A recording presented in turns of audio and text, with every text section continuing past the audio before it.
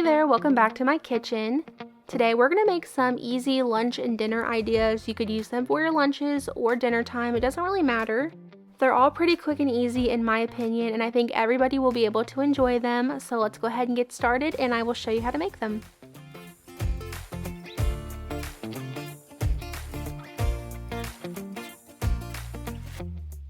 First up today, we're going to make these breakfast taquitos. Be sure to preheat your oven to 375 degrees.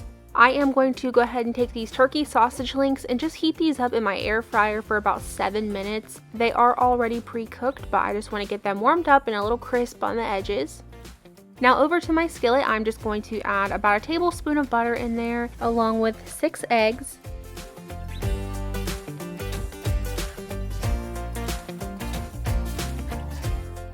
I'm going to lightly season those with a little bit of garlic powder, salt, pepper, and onion powder. I did not measure those, just added a little bit. And then I'm also adding a splash of half and half to make them a little extra creamy.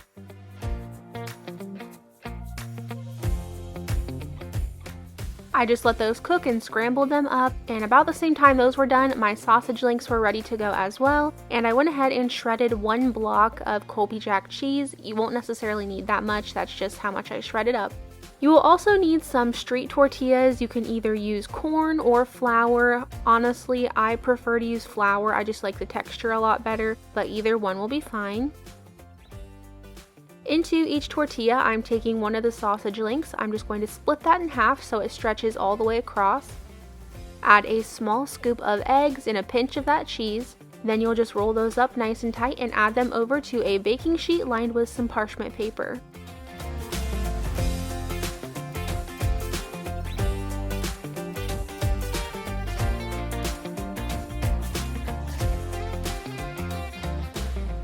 Continue doing that until you've used up all of your sausages. You should end up with 12 of these breakfast taquitos.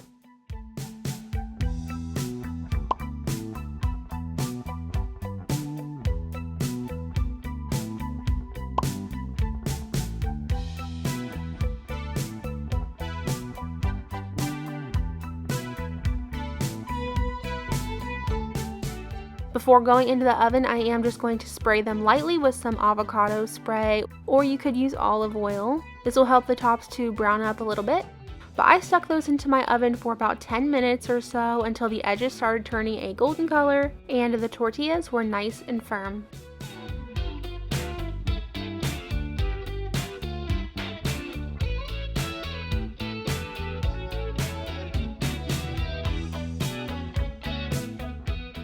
Here's what they look like when they were all done. Very quick and easy in my opinion. It doesn't take a whole lot of work, and I didn't have a huge mess to clean up either in the end.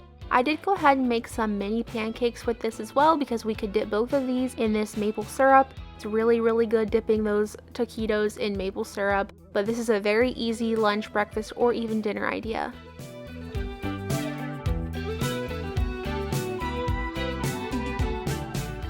Next up, these chili cheese dogs are awesome for if you're feeding a lot of people at one time. You can make them very quick and easy and only dirty 1 pan. The first thing you need to do is preheat your oven to 350 degrees, and then over to my cutting board, I am chopping up half of a yellow onion. Honestly, you might not even need that much onion, especially if you have people in your house that do not like onions. So just go ahead and chop up as many onions as you think you will need. Now into a 9x13 casserole dish, you will just take an 8-pack of hot dog buns. Line those up in your casserole dish. You should be able to fit 6 straight down and then 2 on the side. Now you will also need an 8-pack of hot dogs. I like to use bun length beef hot dogs. Add a hot dog into each bun, and then next you will just take a can of chili. You can use chili with beans or without, or you can use hot dog sauce, it's up to you. There is no need to warm this chili up or anything, just go ahead and evenly put it on each of the hot dogs.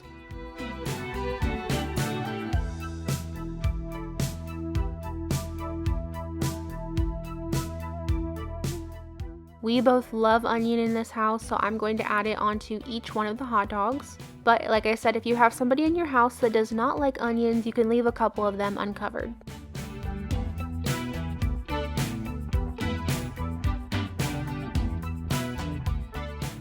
And now I'm taking some shredded mild cheddar cheese and adding that pretty heavily over top of all of the hot dogs.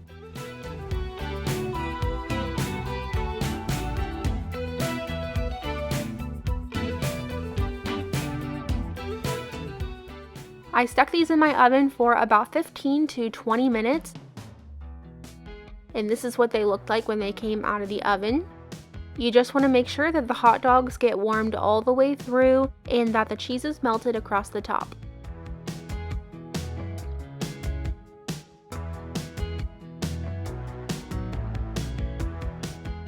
Here's what my finished plate looked like. I had planned on making these for lunch on this day, but we ended up having them for dinner. So on the side, I just made a packet of cheesy Knorr pasta and some broccoli. I don't know why, but these hot dogs seem way better when you make them like this. They're a little bit more messy, however, I just feel like they taste better. I don't know how, they just do. But they're also very filling if you make them like this, and don't be afraid to add even more toppings on top of them.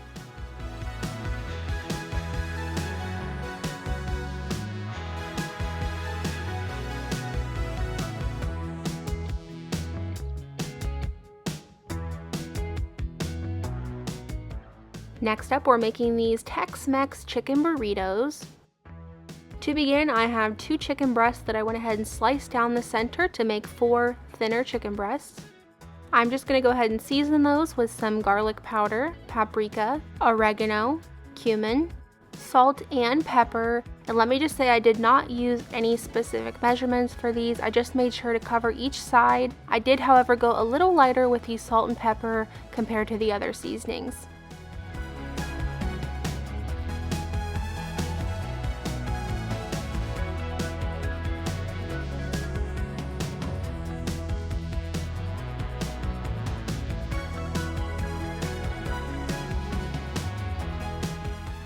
Next, over into my cast iron skillet, I'm going to go ahead and add about 2 tablespoons of butter in there and a tablespoon or 2 of olive oil.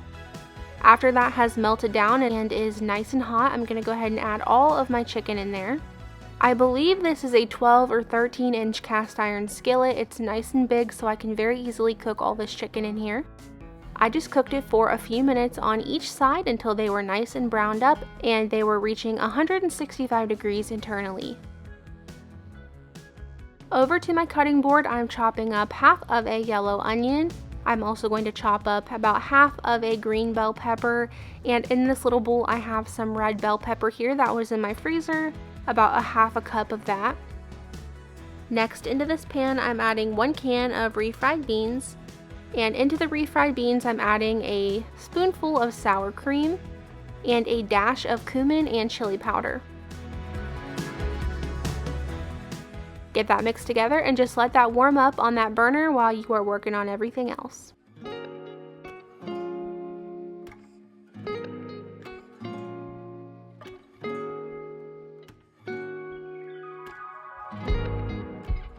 Once my chicken was cooked through, I went ahead and removed that from my skillet, and into the same exact skillet I'm adding in all of the peppers and onion that we chopped up. Cooking them in here, they will pick up a lot of flavor from the chicken and the chicken seasonings, so go ahead and let those cook in here for about 10 minutes until they are all tender.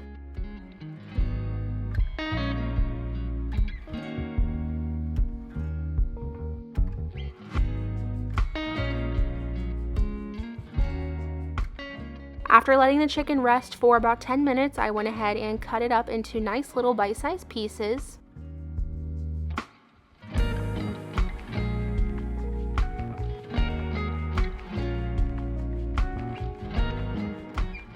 And now that the peppers and onions are done, we're going to go ahead and stick the chicken back into the same pan and give that a good mix around.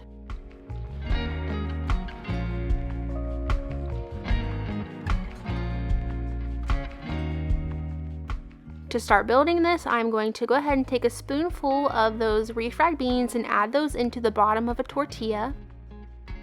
Then you'll add in 1 scoop of your chicken and bell pepper onion mixture. On this day, I actually had 2 different cheeses in my refrigerator, so I used some Monterey Jack cheese and some Colby Jack cheese, just a little bit of both in there. And then you're just going to roll this up nice and tight.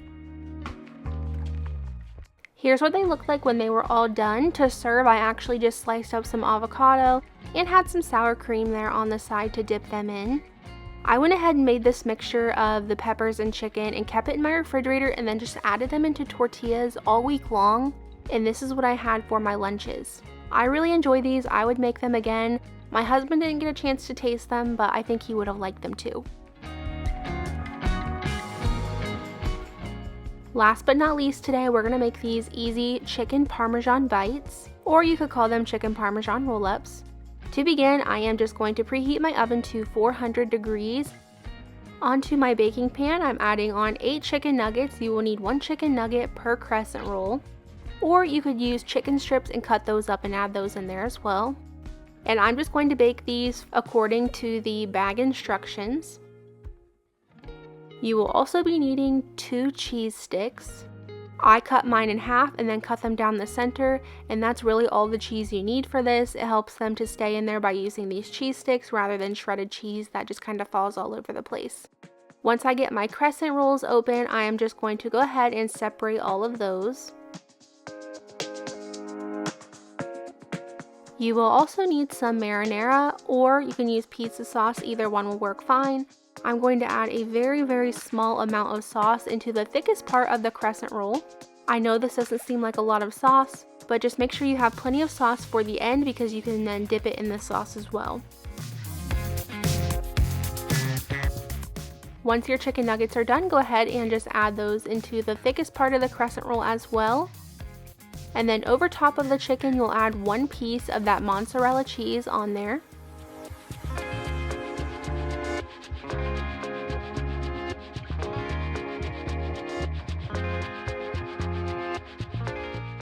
Then instead of just rolling these all the way down and flipping the chicken nugget, you will take the smaller end and just bring it back and pull it over top of the chicken nugget. Make sure to press it on the back side so that the crescent roll does not come apart.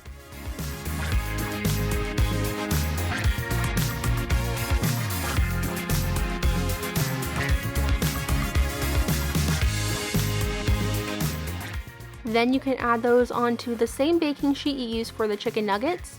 And then these are going into the oven to bake for right around 10 to 12 minutes until the crescent rolls have turned golden brown.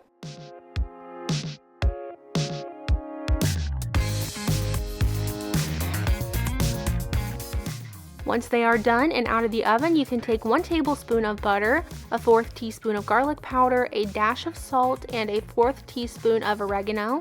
Melt that in the microwave, give it a good stir, and then add it onto each one of the crescent rolls.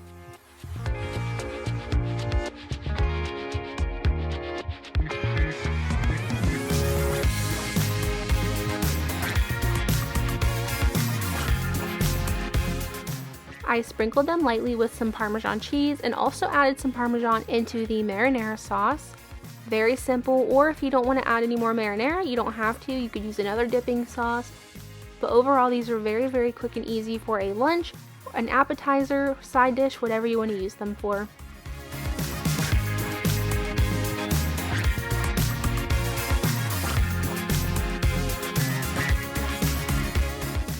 Thank you guys so much for watching today. I really hope you enjoyed today's video. If you made it all the way to the end, don't forget to leave me a flower down in the comments below, and I will see you back here on Wednesday for a new video. Bye!